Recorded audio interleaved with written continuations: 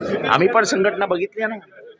आम्ही पण विद्यार्थी दशेपासून काँग्रेसचे विचार घेऊन पुढे आलेलो आहोत. आम्ही इथपासून बोलतो.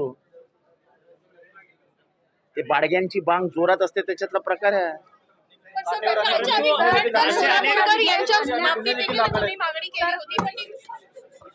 काही होणार नाही. ही राज्य व्यवस्था ही अशीच राबवणार. भीतीचं वातावरण तयार करणार. आर्थिक स्थिती गंभीर आहे, कोलमडलेली आहे. लायसन्सेसच्या माध्यमातून लोकांना दारुडे करण्याचा योजना आखलेली आहे. सगळं चालू आहे झिंगाट सरकार. परंतु श्रीमंत कोकाटे यांनी एक ट्विट केलेलं आहे. ते म्हणतात की ज्यावेळेस ज्ञानेश महाराव यांच्यावरती हल्ला झाला त्याच वेळेस महाविकास आघाडीच्या नेत्यांनी स्टँड घेतला असता तर अशा पद्धतीची पुन्हा घटना झालीच नसती. हे त्यांचं म्हणणं बरोबर आहे. तेव्हा स्टँड घ्यायला पाहिजे होता. खरं तर ज्ञानेश महाराव हे आगळी वेगळी लढाई लढतात आणि असं आहे की काही गोष्टींमध्ये सगळ्यांची मतमतांतरं असू शकतात,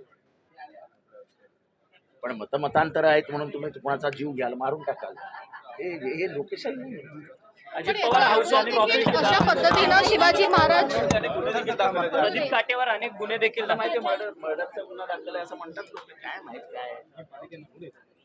अजित पवारांवर हाऊस ऑफ प्रॉफिटचा आरोप होताना पाहायला मिळतोय. मद्य परवाने येणार आहे, जवळपास 20% परवाने वाढवण्यात येणार आहे आणि ते पण विदेशी मद्य बनवणाऱ्या कंपन्यांना देण्यात येणार आहे. ते सगळेच कंपन्या कोणत्या ना कोणत्या तरी राजकीय व्यक्तीशी घराण्याशी संबंधित आहेत.